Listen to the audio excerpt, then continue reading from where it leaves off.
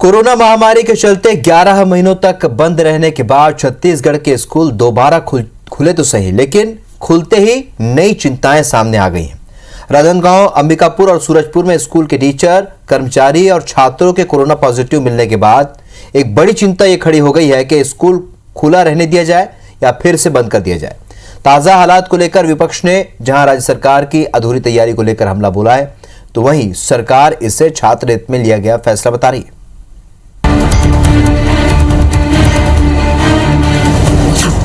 Corona काल में खुले स्कूल खुलते ही बढ़े कोरोना के मामले, फैसले पर उठे सवाल, क्या फिर बंद होंगे स्कूल?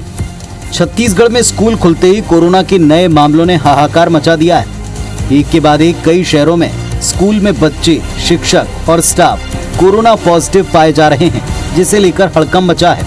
राजनांदगांव जिले के एक निजी स्कूल में 24 छात्र कोरोना पॉजिटिव पाए गए। सूरजपुर जिले के मिडिल स्कूल में 2 बच्चे कोरोना पीड़ित मिले। वहीं अंबिकापुर सैनिक स्कूल में एक साथ 8 अधिकारी और शिक्षक कोरोना संक्रमित पाए गए।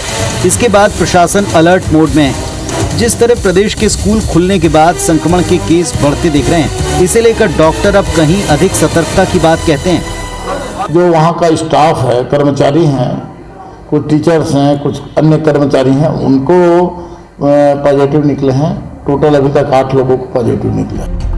कोरोना संक्रमण के बीच स्कूल खोले जाने और स्कूलों में कोरोना फैलने के बाद सरकार के इस फैसले पर सवाल उठने लगे हैं। कोरोना महामारी के बीच स्कूल खोलने का फैसला क्या जल्दबाजी में लिया गया?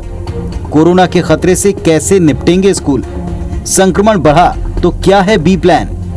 क्या हालात के आकलन में चूक गई सरकार? सवाल ये भी, अगर ऐसे ही केस मिले तो क्या फिर बंद होंगे स्कूल? जाहिर तौर पर ऐसे कई सवाल हैं जिन्हें लेकर विपक्ष फिलहाल सरकार पर हमलावर है। बच्चों को एक को इन्फेक्शन हुआ तो समूह में बैठते हैं तो पूरा का पूरा क्लास और पूरा का पूरा समूह इन्फेक्टेड हो जाएगा। ये बहुत बड़ा नुकसान है। इसलिए छोटे बच्चों को स्कूल में और सावधानी रखना चाहिए और वक्त लेना चाहिए। छत्तीसगढ़ आज बेहतर स्थिति में नहीं है, इस बात को भी सरकार को समझना चाहिए। उस पर नियंत्रण अगर होता है तो स्कूल खोलने में कोई आपत्ति नहीं है, लेकिन अभी मैं नहीं समझता कि अभी छत्तीसगढ़ के अंदर में कोरोना नियंत्रित हो गया, पूर्णतः समाप्त हो गया, ये कहना भी बेईमानी है। सरकारी स्कूलों की हालत इतनी गंदी है कि पिछले साल भर से बंद पड़े हैं स्कूल, 9 महीने 11 महीने से बंद पड़े हैं।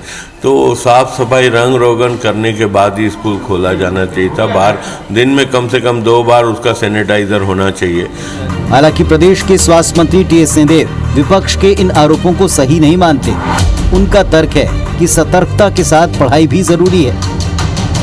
कई राज्यों में इस प्रकार से हुआ, फिर खोलें, लेकिन छात्रों के हित को ध्यान में रखते हुए, क्योंकि उनका खासकर जो प्रैक्टिकल करते हैं और उनको बिना क्लास अटेंड किए प्रैक्टिकल तो हुआ नहीं, ऑनलाइन तो प्रैक्टिकल होता नहीं। देखते हैं कहाँ कहाँ क्या हुआ है और उनको स्कूलों में बंद करके या उन क्षेत्रों में जहाँ इस प्रकार की घटनाएं घटी है तो निश्चित रूप से उसको तो बंद रखा ही जाएगा। नहीं भेजने में भी सरकार के ऊपर ये दबाव था कि आप पढ़ाई नहीं हो रही, भेजने में भी ये दबाव है कि संक्रमण फैल सकता है।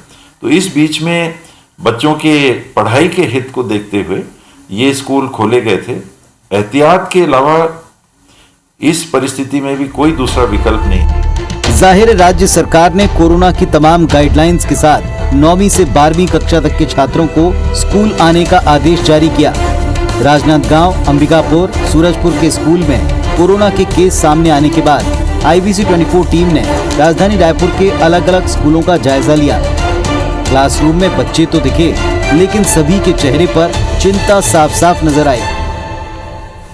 करीब साल भर के इंतजार के बाद स्कूल खुले हैं, लेकिन स्कूल खुलने के बाद अब चूंकि संक्रमण के 1-2 केसेस आए हैं, लिहाजा ये जानना जरूरी हो गया है कि स्कूलों में किस तरह के प्रिकॉशन रखे जाएं। आप बताओ कि ये जो स्कूल खुलने के बाद जो संक्रमण वाली बातें आ रही हैं, क्या उसे सुनकर के डर लगता है कि स्कूल बंद हो जाना चाहिए, नहीं आना चाहिए?